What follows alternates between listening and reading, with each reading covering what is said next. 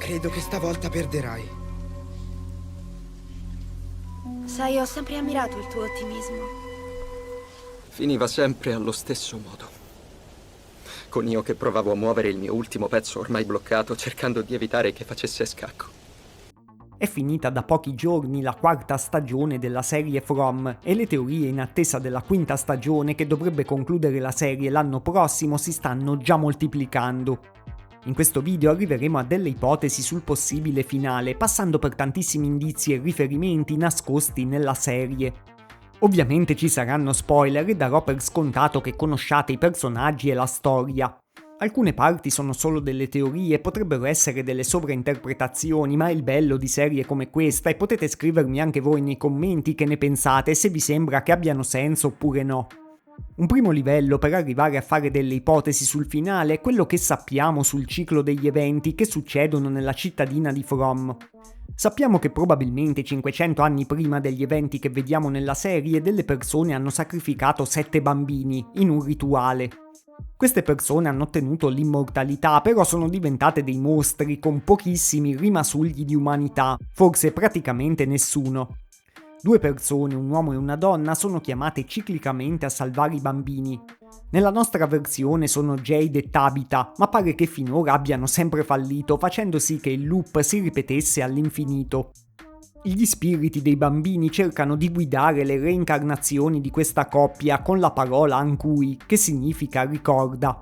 La memoria dei cicli passati è un modo per salvare i bambini, infatti alla fine della quarta stagione Jade e Tabitha hanno recuperato le loro ossa proprio basandosi su dei ricordi dei cicli precedenti. In una scena i bambini sacrificati sono chiaramente 7, ma se guardiamo sui talismani ci sono rappresentate 8 rune che potrebbero corrispondere a 8 bambini.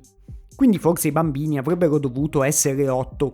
Forse il rituale iniziale non è stato completato, perché 2 genitori si sono rifiutati di sacrificare il loro figlio. E questi 2 genitori potrebbero essere stati la prima incarnazione di Jade e Tabitha, ma è solo una teoria. Una strana entità che forse prova a aiutare gli abitanti della cittadina di From è il bambino in bianco.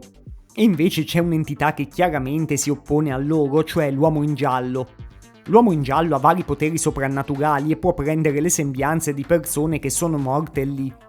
Nelle sembianze di una ragazza chiamata Sofia si è infiltrato tra gli abitanti della cittadina e a un certo punto dice che quel posto segue la logica di un rituale. Cioè che come fai una cosa è importante quanto se la fai o no. L'uomo in giallo agisce sempre proponendo degli accordi e dei patti che prevedono uno scambio in stile diavolo tentatore. Ma non è un'entità onnipotente, infatti sembra che lui stesso debba seguire delle regole che delimitano quello che può fare e quello che non può fare. E proprio per provare a spiegare questi limiti dell'entità finora più pericolosa che si sia vista, arriviamo a una cosa che i creatori stessi della serie hanno detto. Ovvero che molte risposte ai misteri di From sono già nel primissimo episodio. Le fate stanno arrivando dal lago delle lacrime, vero? Lo faranno stare meglio. Scusa, piccolo. Norman è morto e quando muori è finita. Nel primissimo episodio di From, Julie racconta a Ethan la storia di questo Norman che muore, ma poi sua madre Tabitha arriva a rassicurarlo. I mostri in realtà non esistono, tesoro. E se i mostri in realtà non esistono, allora vuol dire che Norman è ancora vivo, capito? Davvero? Ethan parla anche del lago delle lacrime e ne riparlerà anche dopo, durante la prima notte passata nella foresta di From. L'ho visto, papà. Che cosa? Ho visto il lago delle lacrime. In sostanza Ethan tratta questo lago di lacrime come un qualcosa di reale, e questo è un primo indizio che l'universo di From si comporta seguendo le logiche di una storia, cioè come se le persone intrappolate lì fossero dei personaggi all'interno di una storia. Ethan farà anche riferimento diverse volte a un suo libro per bambini, e nella quarta stagione Julie stessa andrà a cercare quel libro pensando che possa essere utile per capire di più del posto dove si trovano. Fin dalla prima volta in cui ho visto questa dinamica in cui Ethan dava per reali delle storie di fantasia, ho pensato che fosse ispirato a Stranger Things con D&D, e penso ancora che sia effettivamente così, e che i creatori abbiano ripreso l'idea pure da lì. Molti personaggi poi nel corso delle stagioni dicono di trovarsi dentro una storia o usano la metafora di una storia per parlare del luogo in cui si trovano. Padre Catri, per esempio, parla di un ipotetico 74esimo libro della Bibbia e dice: E se tutti noi, le persone di questa città, vivessero il libro che deve essere ancora scritto? Pure i titoli di alcune puntate fanno riferimento a libri o racconti. Julie stessa scoprirà di essere un'esploratrice, cioè una persona capace di raggiungere certi punti precisi della storia. Un'idea che anche visivamente mi sembra ispirata a un'altra serie sempre abbastanza famosa, cioè Dark. Ancora Julie sta conoscendo meglio questo suo potere, ma dovrebbe funzionare usando dei segnalibri per i vari punti che ancora non sappiamo di preciso che cosa siano. In tutta la serie ci sono delle persone che disegnano poi, soprattutto Victor, ma anche Ethan e Alice, che sono quasi gli illustratori di questa storia e allo stesso tempo la memoria visiva del posto, soprattutto Victor e Ethan. Ma il mondo di From non sembra seguire solo le regole di un libro tradizionale o di una fiaba, ma più di un libro interattivo tipo libro game, o di un gioco di ruolo che ha una trama scritta proprio tipo Dungeons and Dragons. Infatti nella stagione 2 la trama culminava direttamente in un dungeon. Eppure questa cosa viene suggerita da tantissimi indizi fin dalle primissime puntate, come vedremo anche dopo. Per esempio Jim è un ingegnere che progetta delle attrazioni per parchi divertimento, che sono il tipico luogo fuori dal mondo dove si gioca e basta. L'albero delle bottiglie funziona come un portale da videogioco e conduce sempre le persone in un punto preciso dove devono essere ai fini della trama. L'uomo in giallo dice esplicitamente che ama i giochi e tratta tutte le cose tremende che succedono proprio come un gioco. Nell'ultima scena della quarta stagione vediamo proprio l'uomo in giallo parlare con il bambino in bianco. Hanno preso le ossa. Ma l'albero delle bottiglie non c'è più. Credo che stavolta perderai.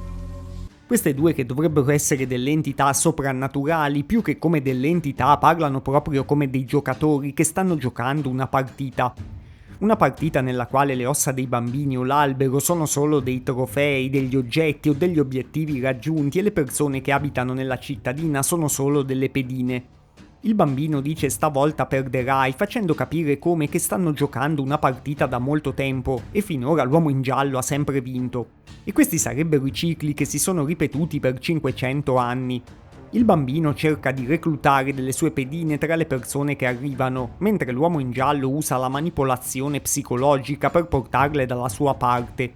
Gli stessi creatori della serie hanno confermato che le persone che finiscono nella cittadina di From stavano vivendo nelle loro vite dei momenti di svolta. Per esempio Boyd e Abby stavano andando in pensione, padre Catri stava scappando dopo aver commesso un omicidio, Jim e Tabitha si erano concessi un'ultima grande vacanza di famiglia prima di divorziare. Questo li rende particolarmente vulnerabili dal punto di vista psicologico e quindi delle pedine perfette per il gioco di From. Un indizio di questo è anche un nome che compare su un'ambulanza. È il nome Mabuse, che è un personaggio diventato famoso nel cinema muto tedesco degli anni 20 e è un maestro del camuffamento e della manipolazione con poteri telepatici e di controllo, proprio come l'uomo in giallo. L'uomo in giallo poi, che dovrebbe essere l'antagonista della storia, ha anche dei comportamenti proprio molto di più da giocatore di un gioco che da entità potentissima. Infatti, per esempio, quando Tabitha sta per fare qualcosa di mai fatto prima, lui ride entusiasta. Visto che Tabitha è una pedina del suo avversario, che probabilmente è il bambino in bianco, l'uomo in giallo è felice che l'avversario provi una nuova mossa, perché è sicuro di vincere lo stesso. Tutta questa potrebbe sembrare un'interpretazione assurda di From, ma sempre più indizi nella serie vanno in questa direzione. La stessa idea di uomo in giallo potrebbe essere ispirata al re in giallo, una figura che ormai è diventata famosissima nelle narrazioni collegate all'orrore e all'occulto. Il re in giallo è un'entità ideata dallo scrittore Robert Chambers e è collegata a un libro che porta alla pazzia e soprattutto al segno giallo, un simbolo che porta sempre alla follia e che assomiglia moltissimo come idea al simbolo che troviamo pure in From. Ma il fatto che in From le persone della cittadina siano personaggi dentro una storia o pedine dentro un gioco si intreccia anche alla narrazione del rituale con i genitori che abbiamo visto prima e al tema centrale della serie. Mamma, papà quando torna a casa? Tra qualche minuto. Doveva tornare prima che arrivasse il buio. L'aveva promesso. No! Un uomo protegge la sua famiglia, Frank! Un uomo deve proteggere la sua famiglia! La primissima puntata dedica diverso tempo a un padre che ha fallito nel proteggere la sua famiglia. Nonostante sia un personaggio che non rivedremo più proprio perché verrà condannato a morte per quello che è successo. Poi vediamo sempre nella prima puntata altre 3 relazioni padre-figlio. Vediamo Boyd che è in conflitto con Alice, Jim che sta con Ethan ferito e Kenny che gioca a scacchi con suo padre che è affetto da demenza senile. Scacco matto! Ah, sì, hai vinto. Mi hai battuto, papà. Sei ancora il migliore. Più avanti nella trama scopriremo pure che a Jim e Tabitha stessi è morto un altro figlio in un loro momento di disattenzione e questo è il motivo per cui potrebbero divorziare. E vedremo un'altra relazione tra padre e figlio, quella tra Henry e Victor. Henry ha ritrovato suo figlio dopo che pensava di averlo perso per sempre, ma alla fine arriva a pensare di ucciderlo perché crede che così scapperà da quel luogo, che secondo lui è un sogno. Almeno questo gli ha fatto credere l'uomo in giallo. E nelle sue visioni Victor ha a sua volta un figlio che sarebbe il nipote di Henry. Chiaramente la relazione tra padri e figli è il tema centrale di From, infatti si trova già nel sacrificio dei bambini che dà il via a tutti i cicli. È addirittura il focus del testo della meravigliosa canzone della sigla se ci avete fatto caso. Ma proprio la relazione tra Kenny e suo padre, che è la prima che abbiamo visto più approfonditamente, rivela molto sulla serie. La partita tra Kenny e suo padre anticipa l'interpretazione del mondo di From come una partita che abbiamo appena visto. Anche nei giorni in cui peggiora, se gli mostri una scacchiera, lui magari non si ricorda come si muovono i pezzi, ma la riconosce subito. Tu brava. Io... meglio. Sai, quando ero piccolo lui mi costringeva a giocarci per delle ore e odiavo gli scacchi. Davvero? Io a volere mio figlio! Nella seconda puntata il padre di Kenny viene ucciso, ma Kenny ricorda così le loro partite. Ogni singola partita finiva sempre allo stesso modo. Con io che provavo a muovere il mio ultimo pezzo ormai bloccato, cercando di evitare che facesse scacco. E poi le paragona proprio alla situazione che le persone intrappolate nel mondo di From stanno vivendo lì. Questo rimando è costante nelle prime 2 puntate e potrebbe dirci qual è la relazione tra i 2 giocatori a un livello più alto del gioco, ovvero la relazione tra il bambino in bianco e l'uomo in giallo. L'uomo in giallo potrebbe essere il padre del bambino in bianco e i 2 potrebbero star giocando delle partite come avversari. Come piccolo indizio aggiuntivo, l'uomo in giallo prende il nome di Sofia e c'è un libro del 1994 chiamato Il mondo di Sofia. In questo libro Sofia è una ragazzina che scopre di essere il personaggio di finzione di una storia e cerca di sfuggire a questa storia. Uno dei temi centrali di questo libro è il rapporto tra l'autore della storia e sua figlia. E sembra così vicino a quello che stiamo dicendo per From che magari i creatori si sono ispirati a questo libro. Ma la relazione padre-figlio torna costantemente anche tramite dei riferimenti mitologici, sia interni alla serie sia che possiamo estrapolare noi da quello che succede nella serie. Fatima per esempio realizza un golem di argilla perché era un racconto che le faceva suo padre, dicendo che il golem l'avrebbe protetta. E alla fine lei stessa assume quasi il ruolo di un golem proteggendo gli altri personaggi. Sofia, cioè l'uomo in giallo, cita esplicitamente l'episodio di Abramo, che nella Bibbia sta per sacrificare suo figlio a Dio e che è chiaramente un'ispirazione per quello che è successo in From. Però nella serie vediamo anche che l'uomo in giallo divora le persone e questo fa venire in mente un'altra mitologia e un altro padre mitologico famoso, ovvero Crono della mitologia greca, che divorava i suoi figli proprio per paura che uno di loro lo detronizzasse. Quello che lo detronizzerà poi sarà Zeus, che sua madre aveva protetto e nascosto. E direi che questo mito è sicuramente tra le ispirazioni principali per From e anche tra le sue chiavi di interpretazione. In generale è un mito che sta ritornando pure famoso ultimamente in relazione pure al nostro mondo reale, perché viene messo in parallelo con il fatto che le nuove generazioni siano più povere di quelle dei loro genitori, almeno in tanti paesi dell'Occidente. Come nel mito di Crono, le vecchie generazioni avrebbero divorato le risorse delle nuove e non vorrebbero cedere il passo alle nuove generazioni. E come in From avrebbero sacrificato i loro stessi figli pur di ottenere il sogno distorto di vivere per sempre. Non so se verrà mai confermato direttamente, ma secondo me in From, oltre a tutto quello che abbiamo detto su giochi e pedine, c'è anche questa sfumatura molto più da commento sociologico, diciamo. Infatti la serie è piena di riferimenti alla storia americana, per esempio nei vestiti dei mostri oppure nella casa coloniale. La stessa cittadina ha un motel, una piscina, un ufficio postale, un benzinaio. Tutti questi luoghi possono rappresentare il sogno di benessere americano, ma sono completamente in rovina. Proprio come se quel sogno fosse stato già drenato e prosciugato dalle forze oscure di From, che poi sono proprio i genitori che hanno accettato di sacrificare i loro figli. È come se di quei sogni non fossero rimaste che delle macerie inquietanti.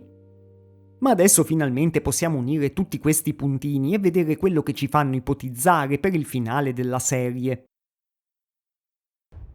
Beh, se le premesse che abbiamo fatto sono giuste, ovviamente il finale deve essere la fine della partita tra il padre e il figlio, cioè tra l'uomo in giallo e il bambino in bianco.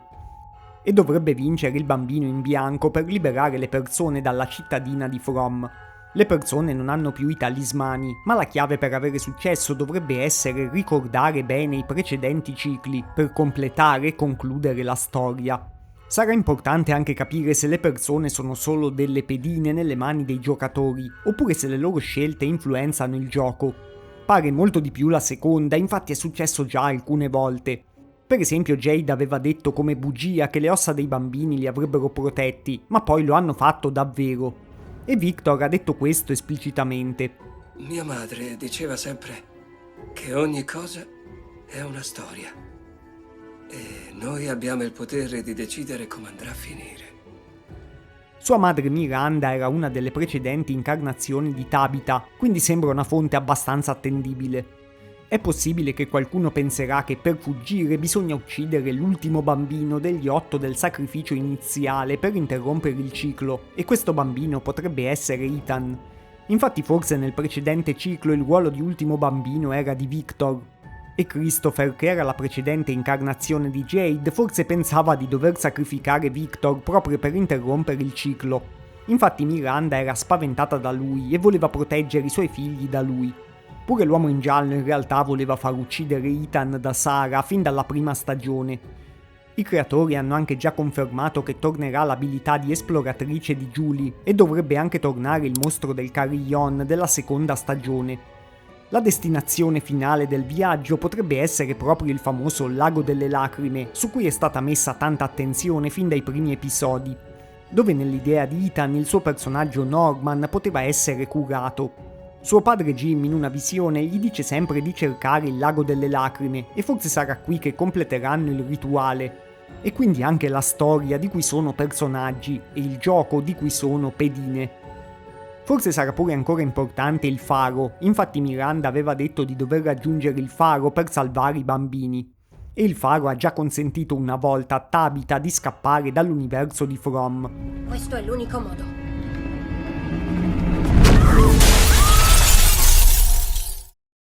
Ethan però aveva visto anche un ragno collegato a questo lago e il ragno compare anche su dei disegni sempre sopra uno specchio d'acqua.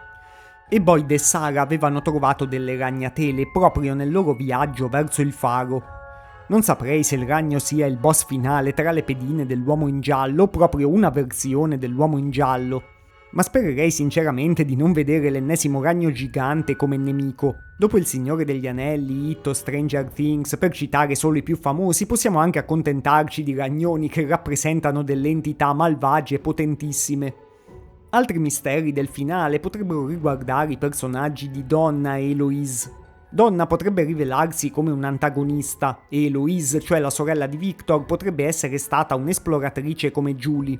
Ma sono solo delle teorie dei fan ancora abbastanza azzardate. Speriamo comunque che la quinta stagione non sia un finale deludente come succede ormai per tantissime altre serie. Sarebbe un peccato perché questa è una serie che fin qui ha retto abbastanza bene. In teoria dovrebbe esistere un finale già delineato perché lo aveva richiesto l'attore che interpreta Boyd. E lo aveva richiesto proprio per non dedicarsi a un progetto che andasse a finire senza senso, danneggiando collateralmente anche la sua carriera. Merito a lui se è vero che ha messo questa clausola prima di prendere parte alla serie, ma staremo a vedere.